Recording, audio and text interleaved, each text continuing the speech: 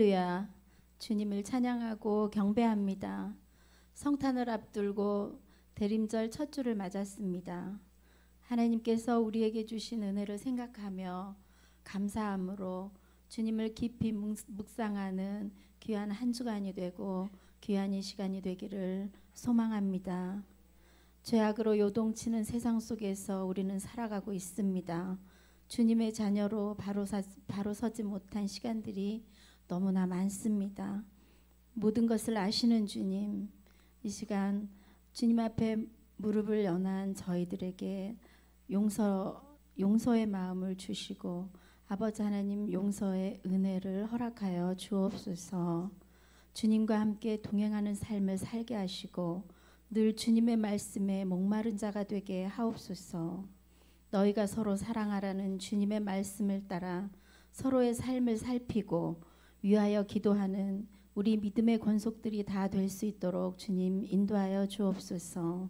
그러므로 진리와 사랑이 가득한 세상이 되게 하시며 모든 눈물을 닦아 주님께 온전한 마음으로 나아가는 주의 자녀들 다 될 수 있도록 우리의 영혼을 눈동자같이 지켜 주옵소서. 우리 대천 장로교회 우리 목사님과 당회원들 분께 지혜를 주셔서 2023년을 마무리하고 23년을 계획하는 일에 잠시라도 막이 틈타지 않도록 영육 간의 강건함을 허락하시고 인도하여 주옵소서. 이 시간 드리는 귀한 찬양 예배를 주님 연락하여 주시고 말씀을 들고 서신 우리 김태민 목사님의 입술을 주께서 주장하시사 말씀을 전하는 자나 듣는 자 모두가 풍성한 은혜를 받아 누리게 하옵소서. 주신 은혜 감사하오며 예수 그리스도의 이름으로 기도드리옵나이다. 아멘.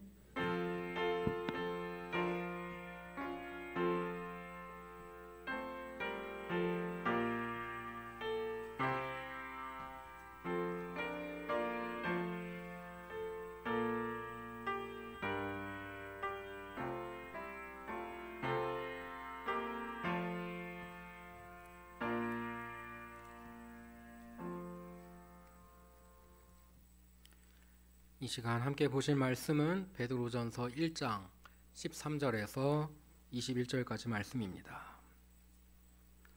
제가 가진 성경으로 신약 378쪽입니다.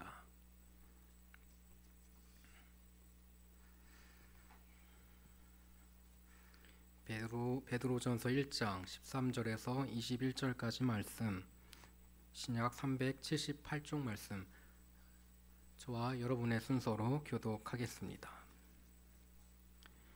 그러므로 너희 마음의 허리를 동이고 근신하여 예수 그리스도께서 나타나실 때에 너희에게 가져다 주실 은혜를 온전히 바랄지어다.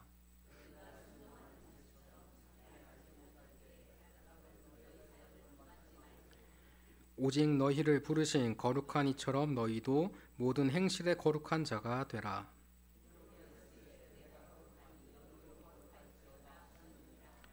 외모로 보시지 않고 각 사람의 행위대로 심판하시는 이를 너희가 아버지라 부른즉 너희가 나그네로 있을 때를 두려움으로 지내라.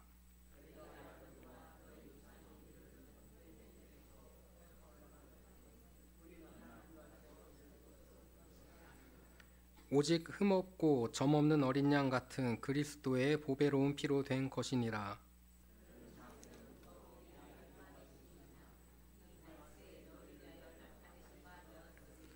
함께 읽습니다. 너희는 그를 죽은 자 가운데서 살리시고 영광을 주신 하나님을 그리스도로 말미암아 믿는 자니 너희 믿음과 소망이 하나님께 있게 하셨느니라. 아멘. 이 시간 주님께서 주시는 큰 은혜가 함께 하시길 축원합니다. 오늘 우리 함께 읽은 본문 말씀은 베드로전서지요. 이른바 박해 서신 가운데 하나로 알려져 있습니다. 그리스도교 공동체가 로마 사회에서 극심한 박해를 받고 있던 상황을 배경으로 하고 있지요. 그 박해 상황 가운데서 그리스도교의 근본 도리가 무엇인지 그 근본 도리를 지키는 사람들이 어떠한 삶의 자세로 살아가야 할 것인지를 일깨워주며 진정한 그리스도인으로서 희망을 갖고 살아가라는 것이 이 서신의 내용입니다. 오늘 우리가 함께 읽은 본문 말씀 역시 크게 보면 그와 같은 맥락에서 권고된 말씀입니다. 본문 말씀은 그리스도인으로서 지켜야 할 구체적 덕목을 제시한다기보다는 그리스도인으로서 지켜야 할 근본 토리를 일깨워주고 있습니다. 베드로전서는 기본적으로 나그네들에게 전해진 편지로 알려져 있습니다. 1장 1절을 보면 그 수신인이 분명하게 드러나 있는데 표준 세번역에 보면 이렇게 기록합니다. 예수 그리스도의 사도인 나 베드로는 본도와 갈라디아와 갑바도기아와 아시아와 비두니아에 흩어져서 나그네로 사는 여러분에게 문안합니다 라고 기록하고 있지요. 여기서 나그네는 두 가지 의미를 가지고 있습니다. 실제로 그 출신이 다양한 이방인들로서 그리스도인들이 된 사람들을 말하는가 하면 나아가서 그리스도인들의 실존을 말하는 거예요. 오늘 본문 말씀은 그리스도인의 실존 그 자체를 나그네로 인식하는 전제에서 펼쳐지고 있습니다. 그 첫 구절은 이렇습니다. 그러므로 여러분들은 마음을 굳게 먹고 정신을 차려서 예수 그리스도께서 나타나실 때에 여러분이 받을 그 은혜를 끝까지 기다리십시오. 여기서 마음을 굳게 먹고라고 라는 그런 표현은 직역하면 이렇게 되어 있지요. 개역 개정을 보면 마음의 허리를 동이고라고 되어 있습니다. 허리를 동인다는 것은 나그네의 행장을 말하죠. 어디 멀리 나가기 전에 요즘 춥죠? 밖에 나갈 때 어떻게 합니까? 아이 추워 하면서 이렇게 옷을 여밉니다. 먼 길 떠날 때 어떻게 합니까? 주머니 혹시나 흘릴세라 잘 단단하게 묶어 놓는 거죠. 외국 여행 가면 어떻게 돼요? 소매치기 당할까? 아주 그냥 팬티 주머니를 만들어서 거기다가 동전을 넣어놔요. 어디 멀리 떠날 때 만반의 준비를 합니다. 신앙인으로서 살아가는 이 나그네의 길이라는 것도 그렇다는 거예요. 그냥 앞에 그냥 친구 집에 마실 갔다 오듯이 갔다 오는 것이 아니라 마음의 준비 단단히 하고 마음을 동이고 옷도 여미고 혹시나 더울까 혹시나 추울까 걱정과 걱정을 해가며 발가락에 물집이나 잡히지 않을까 가시가 박히지 않을까 걱정하면서 출발해야 되는 길이 신앙인의 길이라는 거예요. 그냥 쉽게 아이고 우리는 죄를 지었어도 그 죄값을 예수님께서 다 치르셨으니 우리는 쉽게 가는 겁니다. 이런 거 아니라는 거예요. 이런 거 아니라는 거예요.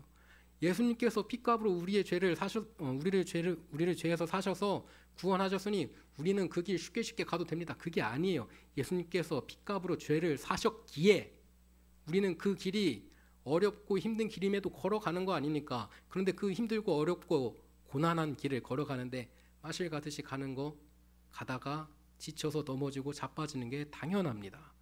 나의 마음의 준비를 단단히 하기 위해서 주님 인간의 힘으로 되지 않습니다. 주님 붙잡아 주옵소서. 주님 내가 가다가 돌부리에 걸려 넘어지면 이제 무릎뼈 다치면 제가 못 걸어가니까 주님 붙잡아 주옵소서. 이렇게 해야 되는 거죠. 신앙인의 길이 나그네의 길이라고 성경 말씀은 말합니다. 결국 베드로전서가 말하는 나그네는 처음부터 실제 어중이 떠중이처럼 떠돌아다니는 떠돌이와 같은 나그네를 함축하고도 있지만 이제는 어떤 뚜렷한 목적을 향하여 길을 떠나는 그리스도인으로서의 나그네가 되는 거예요. 나그네가 길을 가는데 목적지가 있으면은 나그네가 되는데 목적지가 없는 나그네는 어떻게 돼요? 떠돌이가 되어버려요. 우리가 걸어가야 하는 목적지가 있어요. 어디입니까? 하나님 나라 아니겠어요? 하나님 나라 아니겠어요? 우리는 하나님의 나라를 보고 가는 거예요. 가다가 길을 잃어. 그러면 뭘 보고 가면 돼요? 예수님 보고 가면 돼요. 예수님 보고 가면 돼요. 처음 나그네의 의미는 공고한 삶의 실상을 이야기했다면 그 다음 나그네의 의미는 어떤 목적을 향해 나아가는 능동적으로 변화된 삶의 지향을 추구한다는 것을 이야기합니다. 말하자면 하잘것없는 존재가 능동적인 주제로 거듭나게 된 것이라고 할 수 있습니다. 나그네로서의 삶 자체 안에서 새로운 가능성을 발견하고 그 가능성에 의미를 부여하셨다는 거죠. 그 의미는 이어지는 구절에서 분명하게 제시됩니다. 여러분이 이제는 순종하는 자녀가 되었으니 전에 알지 못할 때 가졌던 욕망을 따라 살지 않고 여러분이 불러주신 그 거룩한 분을 따라 모든 행실을 거룩하게 하십시오. 성경에서 기록하기를 내가 거룩하니 너도 거룩하여라 했기 때문입니다. 그리고 겉모양으로 판단하지 않으시고 각 사람의 행위대로 심판하시는 분을 여러분의 아버지라고 부른다면 여러분은 나그네로 있을 동안에 두려운 마음으로 지내야 합니다. 이제 여러분은 조상으로부터 물려받은 여러분의 헛된 생활 방식에서 해방되었습니다. 그것은 여러분도 알지만 은이나 금과 같이 썩어질 것으로 되지 않고 흠이 없고 티가 없는 어린 양의 피와 같은 그리스도의 귀한 피로 되었습니다. 라고 오늘 함께 읽은 말씀을 표준 세번역에서는 이렇게 이야기하고 있어요. 이 대목은 하나님의 부르심으로 새로운 주체로 거듭난 그리스도인의 태도를 일깨워 주고 있습니다. 이제 하나님의 자녀가 되었으니 이전의 생활을 청산하고 새로운 삶을 살라는 것이 바로 그 중심 내용입니다. 거룩한 하나님을 따라 거룩한 삶을 살라는 겁니다. 알지 못하던 때에 갖췄던 욕망을 따라 사는 삶에서 거룩한 삶으로 바뀌어야 한다는 것을 이야기합니다. 그 말씀의 의미는 여러 번 강조되는데 조상으로부터 물려받은 헛된 생활 방식에서 해방되는 것을 말합니다. 무지의 시대, 욕망의 시대, 그런 시대를 살아가는 삶의 방식, 조상으로부터 물려받은 헛된 삶의 방식에서 하나님을 아버지로 부르며 거룩하게 사는 삶의 방식으로의 완전 삶이 변환되는 것을 말해요. 그게 거룩한 삶이라고 말합니다. 세례를 받는 것은 뭐예요? 지금까지 죄된 내가 살아오면서 그 모든 것이 죽고 이제 하나님의 말씀에 하나님의 사랑에 충만한 사람으로서 거듭 새롭게 태어난다는 거 아니겠어요? 옛날의 방식을 벗어버리고 하나님의 방식으로 살아가겠다고 다짐하는 게 아니겠어요? 세례는 받았는데 우리의 삶이 변하지 않았다? 세례 언제 받았는지 기억도 안 나시죠? 잘? 예. 근데 그 세례 과거에 받았던 거 그 행위는 상징적인 거라는 거예요. 우리의 매일매일의 삶이 세례받는 삶이 돼야죠. 매일매일의 삶이 변화되는 삶이 돼야 되고 매일매일의 삶이 내 욕망으로부터 자유해지기 위해 끊임없이 발버둥치는 신앙인의 삶을 살아야죠. 왜요? 우린 연약하니까요. 내가 오늘 은혜 받았어도 내일은 어떤 악의 돌부리에 걸려서 넘어질지 모르니까요. 죽기 직전까지 유혹을 당하는 게 인간입니다. 나이 99세가 돼도 100세가 돼도 세상에 유혹이 있어요. 그 유혹에 넘어지지 않기 위해서 끊임없이 매일매일 새롭게 변화되는 내가 되길 원합니다. 주님 붙잡아 주옵소서. 이 기도를 해야 되지 않겠습니까? 오늘 말씀은 나그네에게도 그렇게 이야기하는 거예요. 그런데 그러기 위해서는 아까도 말씀드렸다시피 중요한 게 뭐예요? 목적지가 있어야 된다는 거예요. 목적지 없는 나그네는 떠돌이가 될 뿐이라는 사실이지요. 초기 그리스도인들의 삶은 이 점에서 확연하게 구별되어 있습니다. 어떤 사람들은 옛날 사람들은 그런 거예요. 내 욕망에 취해서 살아가요. 남의 거 뺏어와도 내 욕망만 충족시킨다면 그거는 합법적인 거예요. 합당한 거예요. 세상 그 누구도 그에게 손가락질하지 않습니다. 근데 그게 이때 당시에 로마 시대만 그렇습니까? 지금도 그렇지요. 지금도 나의 욕망을 성취하기 위해서 그것이 물질적인 것이든 정신적인 것이든 무엇이든 나의 욕망을 성취하기 위해서 다른 사람을 핍박해도 상관없다 라고 생각하는 사람 지금도 얼마나 많습니까? 우리 교회는 없어요. 저 세상에 나가면 많대요. 그런데 그런 세상 속에서 그리스도인으로서 살아가면 과거에 내가 살아왔던 내가 몸담았던 곳도 그런 곳이었지만 이제는 내가 그곳을 떠나 하나님의 나라로 가는 나그네가 되었는데 그 세상적인 것을 떠나서 하나님의 나라로 가는 과정 중에서 우리는 끊임없이 유혹을 당한다는 거예요. 그리고 하나님의 나라에 도착하는 건 언제 도착해요? 언제 도착해요? 하나님이 부르시면 가는 거죠. 하나님께서 부르시면. 여러분, 내가 나의 영혼이 주님 곁에 서길 원합니다. 주님, 내가 주님 앞에 섰을 때에 주님께 칭찬받는 종이 되길 원합니다. 칭찬받는 나그네가 되길 원합니다. 주님, 나 좀 잡아주세요. 나 좀 잡아주세요. 주님 여기다 이렇게 안전띠도 좀 놔주시고요. 그 밤에 좀 잘 안 보입니다. 주님 그 형광색으로 옷도 좀 입으셔갖고 밤에 좀 잘 보이게 좀 서 계셔주세요. 예, 제가 잘 못 찾겠네요. 아이고 주님 제가 요새 노안이 와갖고 잘 안 보입니다. 노안이 와서 잘 안 보여요. 성경책이 잘 안 보입니다. 주님 이정표가 잘 안 보이네요. 요새 눈 안 보여도 듣는 거 많아요. 그죠? 그리고 아이고 눈도 안 보이고 귀도 안 들립니다. 그럼 어떻게 해야 될까요? 어떻게 해야 될까요? 그래서 제가 예전에 한번 말씀드린 적이 있는데 예전에 섬겼던 교회에서 한 권사님이 성경 자기가 좋아하는 몇 장을 2장 정도를 달달달 외우셔요. 자기가 좋아하는 찬송가 2장을 달달달 외우십니다.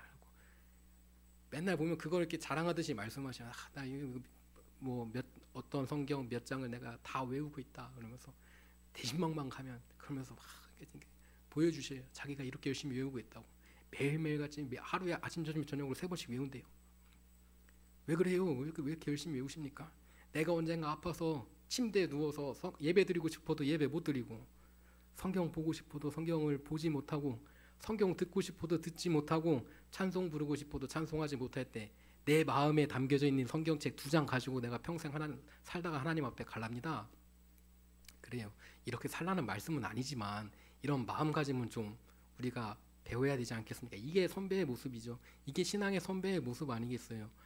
이거 따라하면 또 따라한 대로 감사한데, 따라하지 않더라도 여러분의 삶의 자리에서 나는 이렇게 나의 삶을 준비합니다. 하나님 앞에 나아갈 때 내가 칭찬받기를 원하는 나의 이런 모습으로 나아갑니다 라고 준비할 수 있는 모습들이 있지 않겠습니까?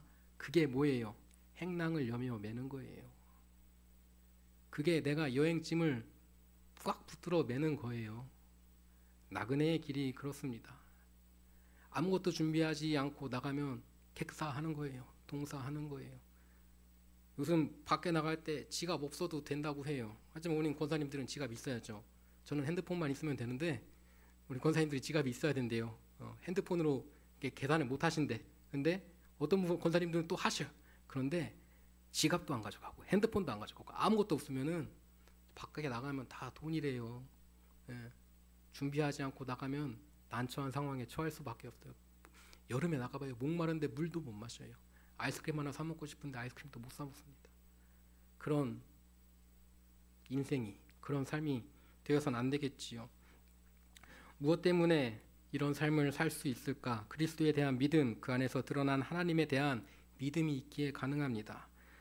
성경에서 표준 세번역에서 다시 한번 읽어드리면 이렇게 기록합니다. 이제 여러분은 조상으로부터 물려받은 여러분의 헛된 생활 방식에서 해방되었습니다. 그것은 여러분도 알지만 은이나 금과 같이 썩어질 것으로 되지 않고 흠도 없고 티가 없는 어린 양의 피와 같은 그리스도의 귀한 피로서 되었습니다.